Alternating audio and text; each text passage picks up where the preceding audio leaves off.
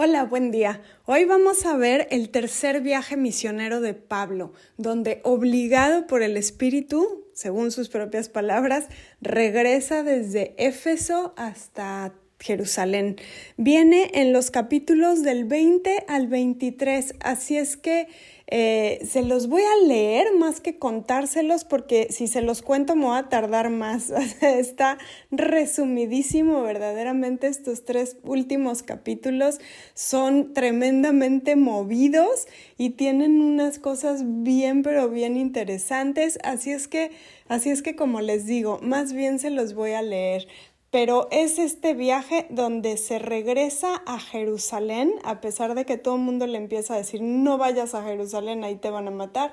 Pablo se siente obligado por el Espíritu, como dice, y entonces este es su último viaje. Él sabe que no va a regresar, él sabe que es una despedida final, así es que vemos este viaje como pues su despedida de viajes misioneros dentro de su propia voluntad, porque Pablo es misionero de corazón, después sigue el último, ya cuando se va a Roma, pero bueno, este viaje es muy valioso por eso y por muchas cosas, ya lo verán, pero como les digo, me voy a tardar más si se los cuento, así es que se los voy a leer. Y dice, empieza así el capítulo 20.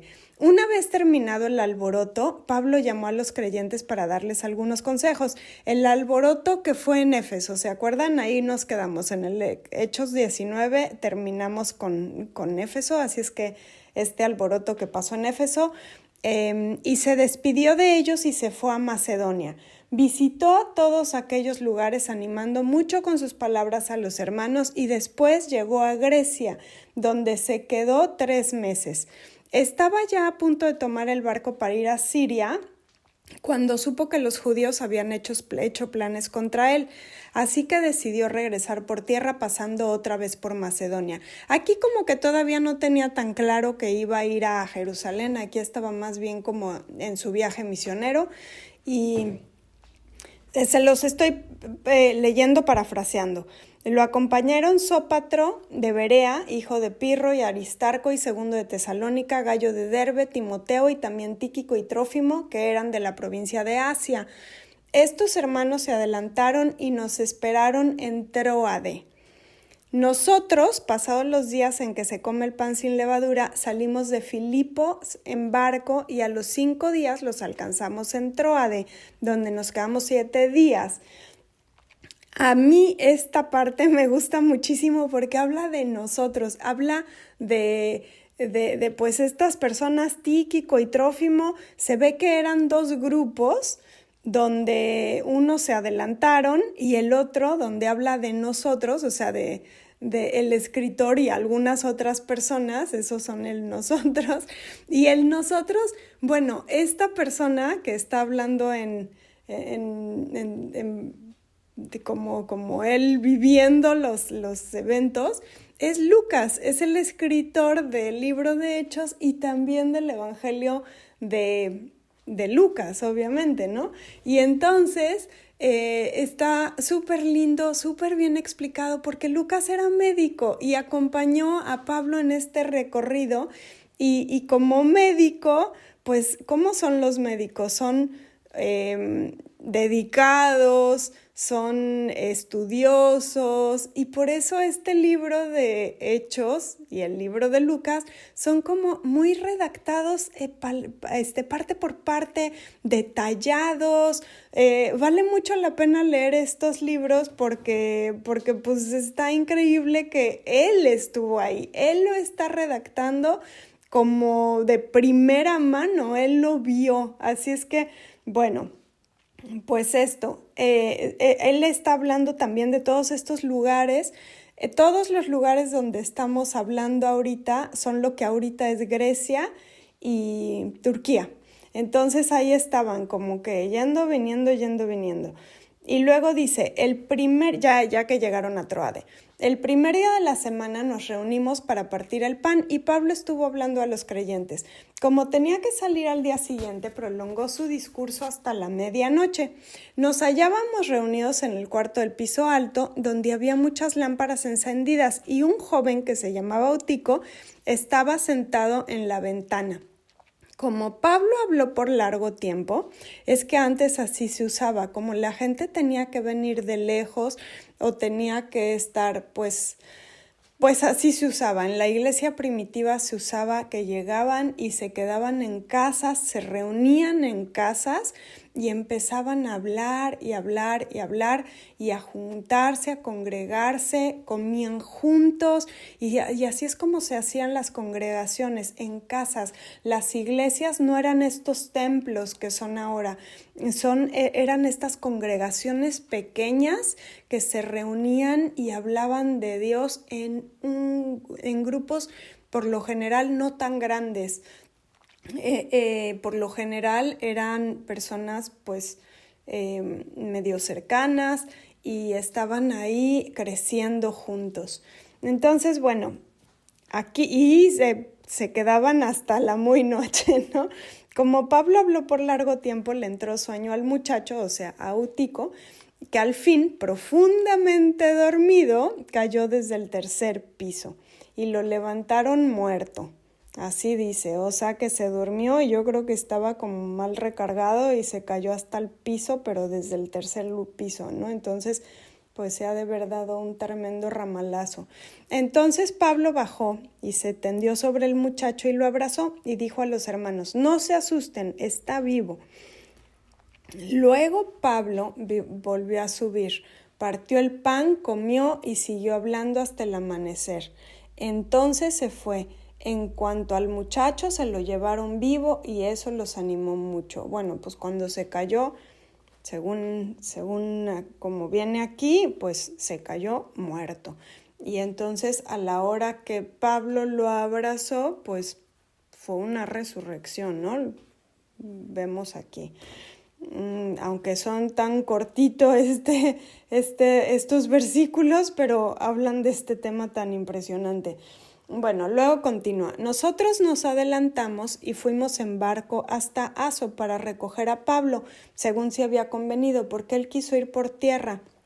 Cuando nos encontramos con él en Aso, se embarcó con nosotros y fuimos a Mitiline. Salimos de allí y al día siguiente pasamos frente a Quío, llegando un día después al puerto de Samos. Al cabo de otro día de viaje llegamos a Mileto. Se hizo así porque Pablo, para no retrasarse mucho en Asia, no quiso ir a Éfeso, pues quería llegar pronto a Jerusalén y, de ser posible, estar allí para el día de Pentecostés. Aquí es donde ya se nota que Pablo tenía una prisa por llegar a algún lado. Se fijan, por llegar específicamente a Jerusalén y encima con una fecha límite antes de Pentecostés. Así es que se despidió de los de todas estas personas, ¿no? Dice, estando en Mileto, Pablo mandó llamar a los ancianos de la iglesia de Éfeso. Cuando llegaron les dijo, ustedes saben cómo me he portado desde el primer día que vine a la provincia de Asia. Todo el tiempo he estado entre ustedes sirviendo al Señor con toda humildad, con muchas lágrimas y en medio de muchas pruebas que me vieron por lo que me querían hacer los judíos. Pero no dejé de anunciarles a ustedes nada de lo que era para su bien, enseñándoles públicamente y en sus casas. Y ahora voy a Jerusalén obligado por el Espíritu sin saber lo que allí me espera. Lo único que sé es que en todas las ciudades a donde voy el Espíritu Santo me dice que me esperan la cárcel y muchos sufrimientos. Para mí, sin embargo, mi propia vida no cuenta, con tal de que yo pueda correr con gozo hasta el fin de la carrera y cumplir el encargo que el Señor Jesús me dio de anunciar la buena noticia del amor de Dios. Y ahora estoy seguro de que ninguno de ustedes, entre quienes se ha anunciado el reino de Dios, me volverá a ver. Y entonces ya este es su discurso de despedida con estas personas, ¿no? Y les está diciendo también que tengan cuidado, que mantengan las enseñanzas, que van a venir personas de dentro y de fuera a tratar de cambiar el mensaje, pero que lo perduren, que no lo cambien, ¿no? Y luego oraron, se despidieron. Aquí sí que me voy a apurar más que esto, pero luego terminamos y vamos con el Hechos 21. Cuando dejamos a los hermanos, nos embarcamos y fuimos directamente a Cos y al día siguiente a Rodas y de allí a Pátara. Entonces, bueno, sigue viendo cómo encontrar, cómo viajaron, cómo se fueron, se encontraba con creyentes, luego así. Total que dentro de todos estos lugares, pues él se iba a Jerusalén y en todas partes le decían, no se te ocurra, no vayas a Jerusalén, es una locura, te van a matar. Y él siempre decía, no, es que estoy seguro que quiero ir a Jerusalén, estoy seguro que se sentía, como dice, ¿no? Que estaba forzado prácticamente por el Espíritu Santo. Él estaba dispuesto a morir con tal de estar allá, ¿no? Y híjoles, estoy como que no sé si parafraseárselos o leerlo, porque como les digo, va tan rápido que casi creo que me tardo más. El 17, cuando llegamos a Jerusalén, junto con Lucas, los hermanos nos recibieron con alegría. Al día siguiente, Pablo fue con nosotros a visitar a Santiago, y allí estaban también todos los ancianos. Pablo los saludó y luego les contó detalladamente las cosas que Dios había hecho por medio de él entre los no judíos. ¿Ven por qué se tardaban tanto? Porque se contaban las cosas detalladamente. Ahora tenemos tantas cosas, distractores, sí, entretenimiento, que ya las cosas estamos acostumbradas a que se hagan rapidito, ¿no? Ya rápido, a ver, dime las cosas rápido que yo me quiero poner a hacer otras cosas. En este entonces no, en este entonces que llegara una visita con unas nuevas noticias, con algo de otras partes, era sabrosito, era siéntate, disfruta con calma, qué tiempo tenemos. Eso se ha perdido hoy en día, pero en ese entonces así se tardaban muchísimo las cosas. Cuando lo oyeron, alabaron a Dios, dijeron a Pablo, bueno, hermano, ya ves que entre los judíos hay muchos miles que han creído y todos ellos insisten en que es necesario la ley de Moisés. O sea, claro, ellos estaban en Jerusalén diciendo lo que había pasado en Jerusalén, ¿no? Y era que los judíos habían creído, muchos judíos. Y continúa, y les han informado que a todos los judíos que viven en el extranjero, tú les enseñas que deben renegar de la ley de Moisés y les dices que no deben de circuncidar a sus hijos ni seguir nuestras costumbres. ¿Qué hay de esto? Pues sin duda la gente va a saber que has venido. Lo mejor es que hagas lo siguiente. Hay aquí entre nosotros 4 hombres que tienen que cumplir una promesa. Llévalos contigo, purifícate junto a ellos y paga sus gastos para que ellos puedan hacerse cortar el cabello. Así todos verán que no es cierto lo que les han dicho tú, sino que al contrario, tú también obedeces la ley. En cuanto a los que no son judíos y han creído, ya les hemos escrito nuestra decisión. No deben comer carne que haya sido sacrificada a los ídolos, ni sangre, ni carne de animales estrangulados, y deben evitar los matrimonios prohibidos. O sea, todo esto ya lo habíamos, ¿se acuerdan? Que en el primer concilio donde dijeron qué vamos a hacer, qué leyes tienen que seguir los judíos y los no judíos. ¿Será que se tienen que hacer judíos para hacerse creyentes en Cristo o será que no? ¿Se acuerdan? Todo esto lo vimos hace mucho, en los primeros capítulos, en el primer concilio, ¿no? Entonces Pablo se llevó a los 4 hombres y al día siguiente se purificó con ellos. Esto significa costumbres judías que tenía que ver con, si Pablo hacía esto, pues con decir estoy llevando la vida judía. Entonces, según ellos, pues eso iba a tranquilizar a las personas para que no pensaran que estaban ayudando a alguien que no correspondía, ¿no? Luego entró en el templo para avisar cuándo terminarían los días del cumplimiento de la promesa, es decir, cuándo cada uno de ellos tendría que presentar su ofrenda. Estando ya por terminar los 7 días, unos judíos de la provincia de Asia vieron a Pablo en el templo y alborotaron a la gente. Se lanzaron contra Pablo gritando: «Israelitas, ayúdenos, este es el hombre que anda por todas partes enseñando a la gente cosas que van con nuestro pueblo, contra la ley del Moisés y contra este templo. Además, ahora ha metido en el templo a unos griegos, profanando este lugar santo».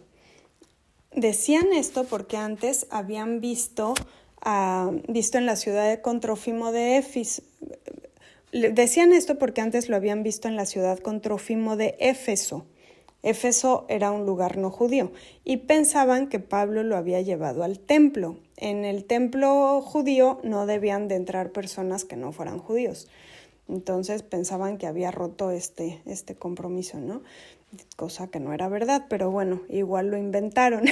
Igual ellos pensaron eso y pues no corroboraron, ¿no? Toda la ciudad se alborotó y la gente llegó corriendo. Agarraron a Pablo y lo arrastraron fuera del templo, cerrando inmediatamente las puertas. Estaban a punto de matarlo cuando el comandante del batallón romano le llegó la noticia de que toda la ciudad de Jerusalén se había alborotado. El comandante reunió a los soldados y oficiales y fue corriendo a donde estaba la gente. Cuando vieron al comandante y a los soldados, dejaron de golpear a Pablo. Entonces el comandante se acercó, arrastró a Pablo y mandó que lo sujetaran con 2 cadenas. Después preguntó quién era y qué había hecho, pero unos gritaban una cosa y otros otra, de modo que el comandante no podía aclarar nada a causa del ruido que hacían. Así que mandó llevarlo al cuartel. Al llegar a las gradas del cuartel, los soldados tuvieron que llevar a Pablo a cuestas debido a la violencia de la gente, porque todos iban detrás gritando ¡muera! Pero obviamente el comandante, aun si le hubieran explicado, él no hubiera entendido ni jota de lo que estaban diciendo, porque él no era judío, él no era, no sabía de que si eran reglas o no judías. O sea, el comandante estaba para ver por la seguridad física, nada más. Era como un policía que tenía que estar a cargo de la seguridad de las personas. O sea, si estuvieran rompiendo una calle o si estuvieran matando a alguien o alguien en peligro o haciendo cosas así físicamente graves, el comandante hubiera entendido. Pero aquí estaban hablando de que si lo que creemos o que si, pues al comandante como que no tenía ni noción y además como que ni mucho interés tampoco, ¿no? Entonces continúa. Cuando ya iban a meterlo en la cárcel, Pablo le preguntó al comandante del batallón: ¿puedo hablar con usted un momento? Pero se lo dijo en griego. El comandante contestó: ¿sabes hablar griego? Entonces, ¿tú no eres aquel egipcio que hace algún tiempo comenzó una rebelión y salió al desierto con 4,000 guerrilleros? Y Pablo le dijo: yo soy natural de judío, yo soy judío, natural de Tarso de Cilicia, ciudadano de una población importante, pero por favor, permítame usted hablar a la gente. El comandante le dio permiso y Pablo se puso de pie en las gradas y con la mano hizo callar a la gente. Cuando se hizo silencio, les habló en hebreo, diciendo: así es que ya cambió el idioma, ¿se fijan? Hermanos y padres, escuchen lo que les digo a mi defensa. El hebreo era el idioma que se hablaba entre la gente. En cambio, el griego era el idioma que se hablaba de los romanos que tenían tomada la ciudad. Entonces, lo legal se hablaba en griego, o sea, las autoridades hablaban griego, pero la gente hablaba en hebreo, por eso les está cambiando el idioma. Al oír que les hablaba en hebreo, guardaron aún más silencio. Y Pablo continuó: yo soy judío, nací en Tarso de Cilicia, pero me crié aquí en Jerusalén y estudié bajo la dirección de Gamaliel. muy de acuerdo con la ley de nuestros antepasados. Aquí me quiero detener un poquito porque Gamaliel es un personaje que vale la pena resaltar.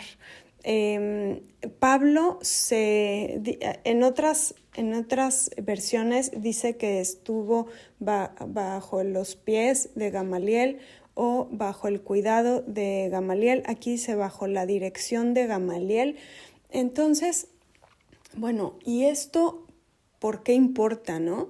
Gamaliel era un fariseo de estas personas de muy alto nivel, con mucho conocimiento, con mucho conocimiento, pues alguien que fue muy instruido, ¿no? Y a él aprendió directamente de las escrituras, las tradiciones judías, y Gamaliel era un fariseo pues muy influyente y muy respetado, ¿no? Él estuvo enseñándole a Pablo todas las tradiciones, todas las cosas judías.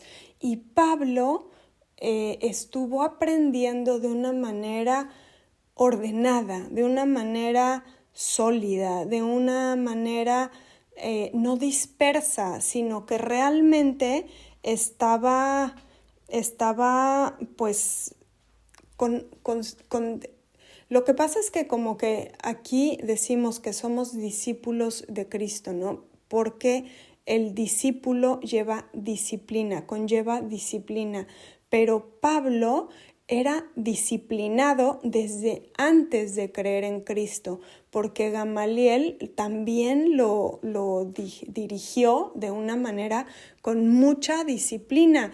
Gamaliel era nieto de un hombre que se llamaba Hillel el Anciano, que fue uno de los rabinos más influyentes en la tradición judía desde antes.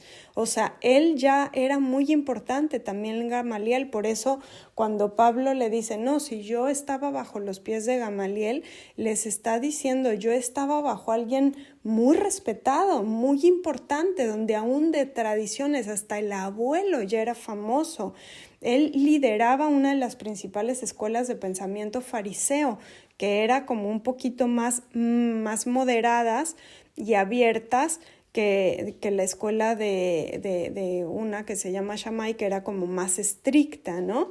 Entonces, este Gamaliel, si se acuerdan, cuando empezaron a perseguir a Jesús antes de que lo mataran, Gamaliel era el que, como que se los voy a leer porque estuvo como muy...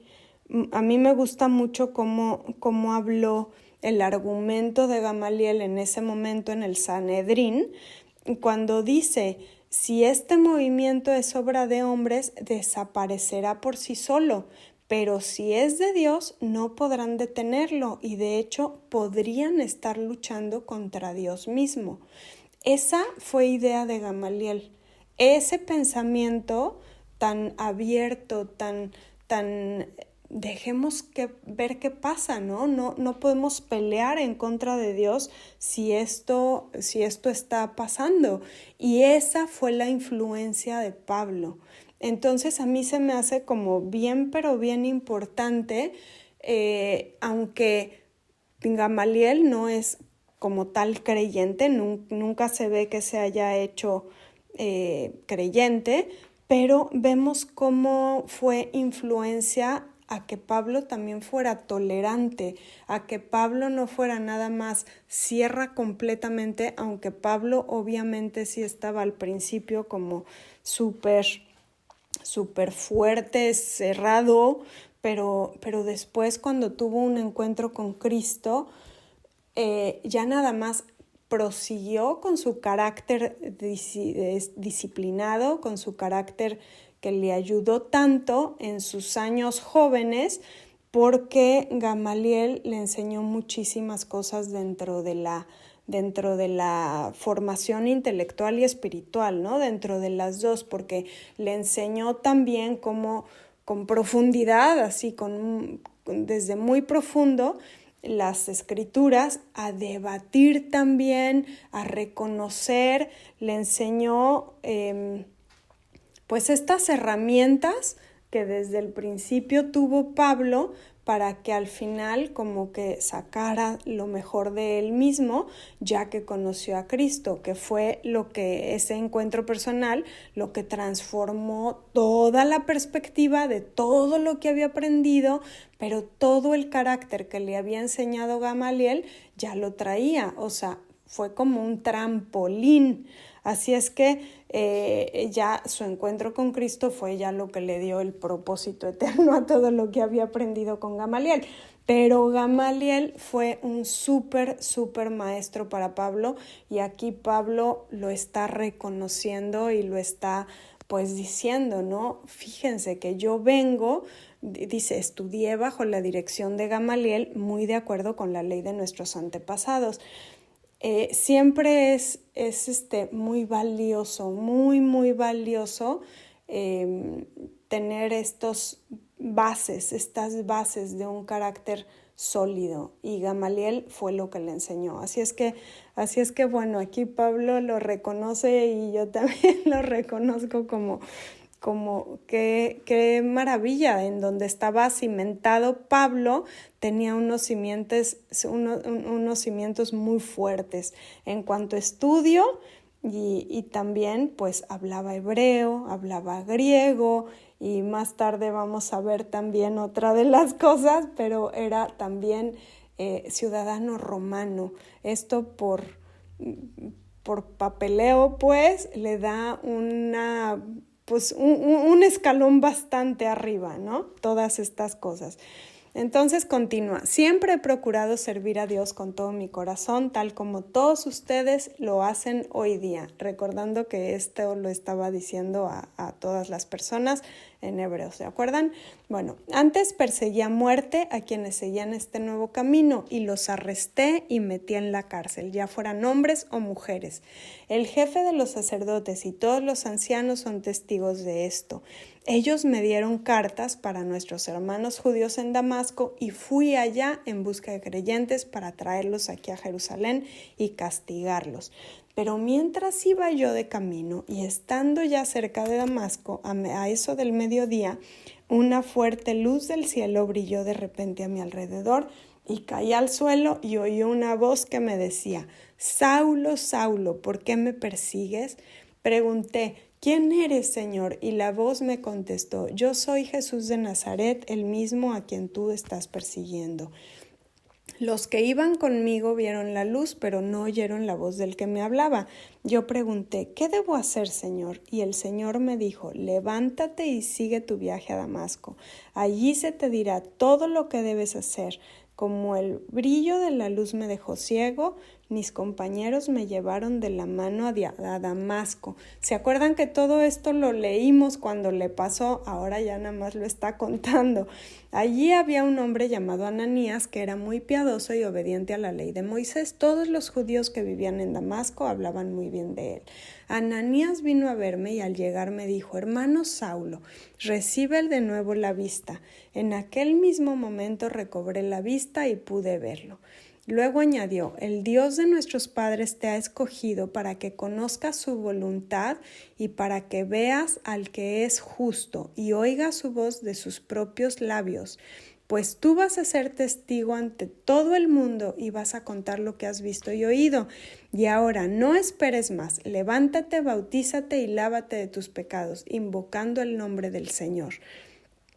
Cuando regresé a Jerusalén fui al templo a orar y tuve una visión. Vi al Señor que me dijo: date prisa, sal rápidamente de Jerusalén porque no van a hacer caso de lo que dices de mí. Yo le dije: Señor, ellos saben que yo iba por todas las sinagogas y llevaba a la gente a los que creían en ti, y llevaba a la cárcel a los que creían en ti, que los golpeaba, y que cuando mataron a tu siervo Esteban, que daba testimonio de ti, yo mismo estaba allí aprobando que lo mataran, e incluso cuidé la ropa de quienes lo mataron. Pero el Señor me dijo: ponte en camino, que voy a enviarte a naciones lejanas. Hasta este punto lo escucharon, pero entonces comenzaron a gritar: ese hombre no debe vivir, bórralo de este mundo. Entonces, esta frase de ponte en camino que voy a enviarte a naciones lejanas fue el detonante para que la gente se infartara tantísimo y a partir de ahí ya empezaron a tratar de matarlo más, ¿no? Pero el chiste es que ir a naciones lejanas les importaba tanto y les atacaba tanto porque ellos sabían que Dios los había llamado a ellos. Entonces querían que solo Dios, pues ellos se sentían como dueños de Dios de alguna manera. Entonces aquí llega Pablo y les dice: voy a enviarte a naciones lejanas. Ellos se infartaron porque dije: pero ¿cómo? Si Dios es nuestro, ¿no? Nosotros no podemos estar compartiendo así libremente a nuestro Dios si es nuestro, ¿no?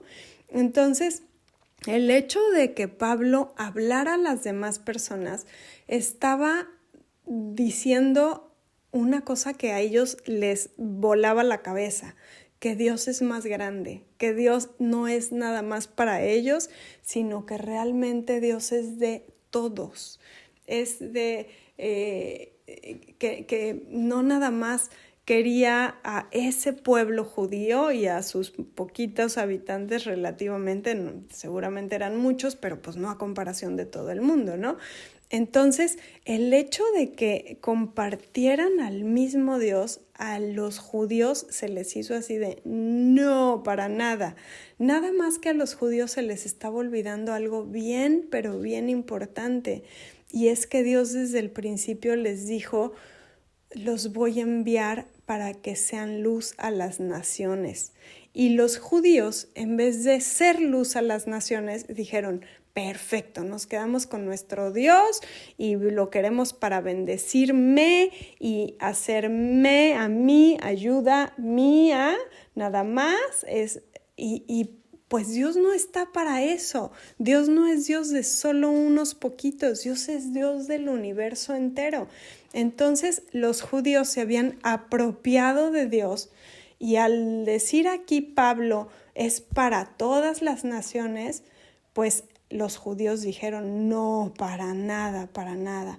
Y eso pasa mucho hoy en día dentro de nosotros, les voy a hablar en mí, ¿no? Como que hay veces que decimos: es que esa persona cree diferente que yo, entonces no puede ser. Pero aquí Dios nos está diciendo: es que Dios se les revela a las personas. Dios es Dios de todos, Dios es el Dios del mundo entero. Por eso es importante hablar de Dios, por eso es importante compartir el evangelio, para que la gente no vaya perdida sin Dios, porque es un Dios para todos. Cristo vino a morir para todos, no nada más para los poquitos que ya creemos en Él. Es Dios para la gente en general. Aquí Pablo vino a expandir el evangelio a medio mundo, ¿no? Entonces es lo que nosotros ahorita también tenemos que hacer. Este mensaje de Dios de quiero que ustedes sean luz a las naciones sigue vigente. Y en cambio los fariseos y los judíos lo que querían hacer es atrapar a Dios dentro de sus creencias, dentro de sus templitos y de sus casitas y dentro de ellos, pues, dentro de nada más para ellos solitos. Pero Dios no es así, Dios es para todos. Pero aquí, bueno, los judíos se infartaron. ¿Cómo de que vas a compartir a nuestro Dios?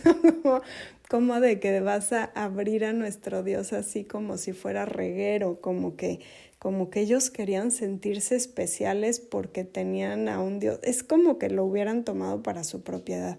Pero pues Dios no es propiedad, más bien nosotros somos propiedad de Dios. Y Él está usando a la gente, evidentemente a Pablo, como Él quiere, ¿no? Y dice, hasta este punto lo escucharon, pero entonces comenzaron a gritar, ese hombre no debe vivir, bórralo de este mundo. Y como seguían gritando y sacudiendo sus ropas y tirando polvo al aire, el comandante ordenó que metieran a Pablo en el cuartel y mandó que lo azotaran para que confesara por qué la gente gritaba en contra suya. Pero cuando ya lo tenían atado para azotarlo, Pablo le preguntó al capitán que estaba presente, ¿tienen ustedes autoridad para azotar a un ciudadano romano y además sin haberlo juzgado? Al oír esto, el capitán fue y avisó al comandante diciendo, ¿qué va a hacer usted? Este hombre es ciudadano romano. Entonces el comandante se acercó a Pablo y le preguntó, ¿es cierto que tú eres ciudadano romano? Pablo le contestó, sí. El comandante le dijo, a mí me costó mucho dinero hacerme ciudadano romano. Y Pablo respondió, pues yo lo soy por nacimiento. Con esto, los que iban a azotar a Pablo se apartaron de él y hasta el mismo comandante, al darse cuenta de que era ciudadano romano, tuvo miedo por haberlo encadenado. Al día siguiente, el comandante, queriendo saber con exactitud de qué acusaban los judíos a Pablo, le quitó las cadenas y mandó reunir a los jefes de los sacerdotes y a toda la Junta Suprema. Luego sacó a Pablo y lo puso delante de ellos. Bueno, y ya me quiero apurar un poco, entonces ya no se los voy a leer, se los voy a tratar de resumir, a ver si acaso es más rápida el resumen, porque como pueden ver esto está rapidísimo, pero el chiste es que aquí ya le dicen ya no pueden tratar a Pablo igual porque ya se dieron cuenta que era ciudadano romano, lo cual pues se regía por otras leyes, ¿no? Ya no se podían dar el gusto o el lujo de estarlo maltratando porque a un ciudadano romano se respetaba con ganas más, eran otras leyes, ¿no? Entonces aquí pues ya empiezan como a averiguar, ya como, a ver, no, ya le tenemos que hacer juicio, ya tenemos que hacer tal. Entonces los judíos empiezan a hacer un complot en contra de Pablo y dicen, no, lo vamos a matar, le vamos a decir al mero que lo mande para acá porque le vamos a hacer algunas preguntas. Y entonces, cuando lo mande para acá, salimos y lo matamos. Pero alguien oyó todo esto, entonces fue y le dijo al mero, y entonces él dijo, ¿saben qué? Aquí esto ya se salió de control, ya se salió de mis manos, yo no tengo noción de estas leyes judías, así es que lo que voy a hacer es, lo voy a mandar a otra parte, lo voy a mandar con Félix, que era pues alguien más arriba de él, ¿no? O sea, lo escaló.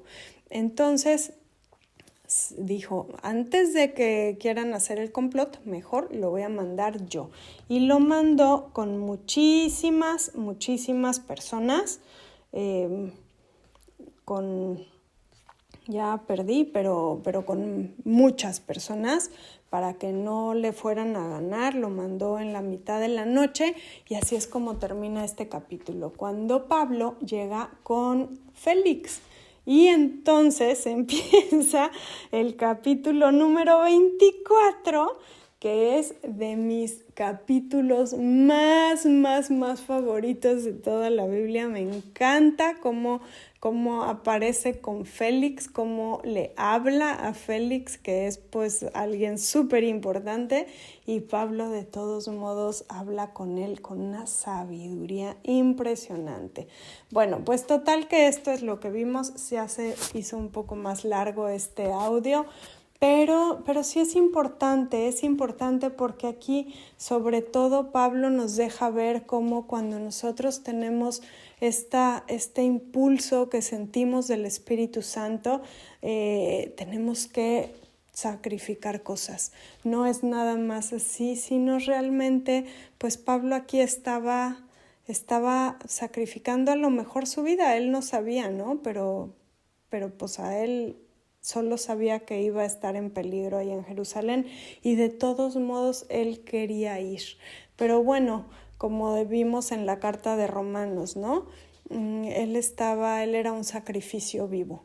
Así es que Él estaba contento, complacido, en ningún momento tenía temor, más bien él estaba usando lo que era capaz y tenía capacidades bastantes porque como podemos ver, pues era un judío nacido muy bien dentro de la ciudadanía romana, había estudiado con Gamaliel, que era un señor muy importante, tenía muchas buenas bases, muchos fundamentos bastante sólidos y vemos cómo Pablo los usa todos. Y así es que bueno, pues nosotros estamos aquí oyendo todas estas historias tan más animadoras, tan más llenas de actividad. El Evangelio, como pueden ver, no es nada aburrido, al contrario, conlleva muchísima pasión, muchísima actividad, muchísimas aventuras, en barco, en tierra, con otras personas en diferentes lugares, diferentes países. Es una aventura. Creer en Dios es la mejor de las aventuras y aquí lo podemos ver de una manera bien palpable con estos capítulos. Son varios, pero muy moviditos, muy moviditos.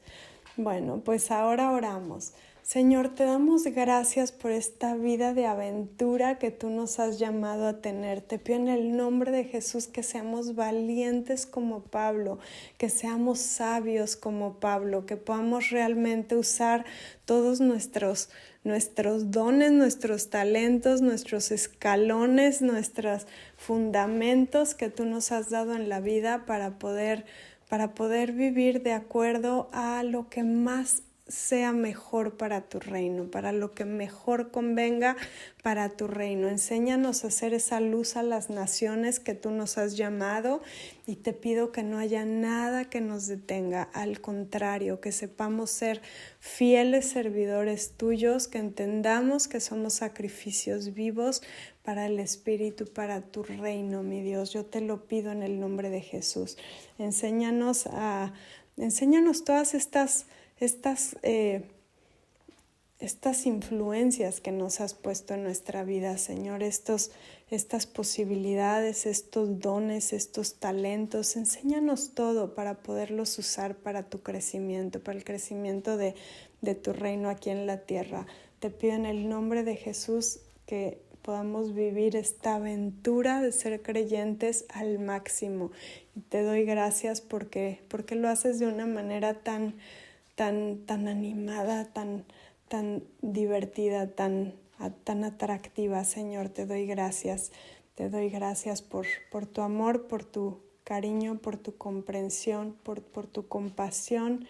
Te pido que siempre estemos cerca de ti. Te doy gracias por tu gran amor y te pido que no tengamos ningún temor, que al contrario, que vayamos fuertes y sólidos como fue Pablo. Te doy gracias en el nombre de Jesús. Amén.